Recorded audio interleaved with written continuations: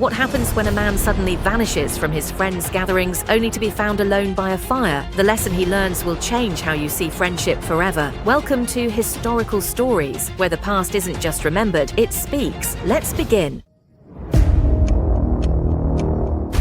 The Lonely Ember, a lesson in friendship and fire. A person used to regularly attend gatherings with their friends, but suddenly, without any notice, they stopped coming. A few days later, on an extremely cold night, one of the elders from that gathering decided to visit them and went to their house. There, they found the person sitting alone in their home, in front of a fireplace where a warm fire was burning. The atmosphere was quite cozy. The person welcomed their guest. Both sat in silence, watching the flames dance around the fireplace. After a while, without saying a word, the guest picked up a pair of tongs, selected the brightest, glowing ember from the fire, and placed it aside, separate from the rest. The host remained silent, but observed everything carefully. Soon, the isolated ember's flame began to fade, and after a short while, the coal that was once bright and hot turned into a black, lifeless piece. Very few words had been spoken since the greeting. Before leaving, the guest picked up the now dead coal and placed it back in the middle of the fire. Instantly, the surrounding burning coals revived it with their light and warmth. As the guest reached the door to leave, the host said, "Thank you for coming and for this beautiful lesson.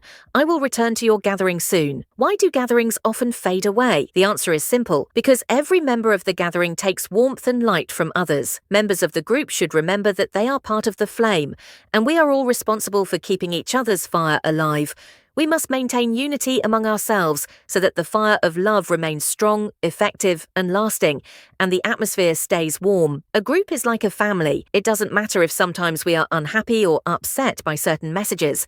What matters is keeping this connection alive. We are here to check on each other, exchange thoughts, or simply to know that we are not alone. Take warmth from others and give your warmth to others. Keep this flame alive and preserve the most beautiful blessing from Allah, friendship, forever. Conclusion: just like the lone ember that fades in isolation but blazes bright when reunited with the fire, our bonds thrive in togetherness. True friendship is not just about sharing warmth, it's about being the warmth for one another. So let us tend to the flames of connection, for in unity we burn brighter, longer, and stronger. Stay close, stay kind, and keep the fire alive. Thanks for watching, and I'll see you in the next story.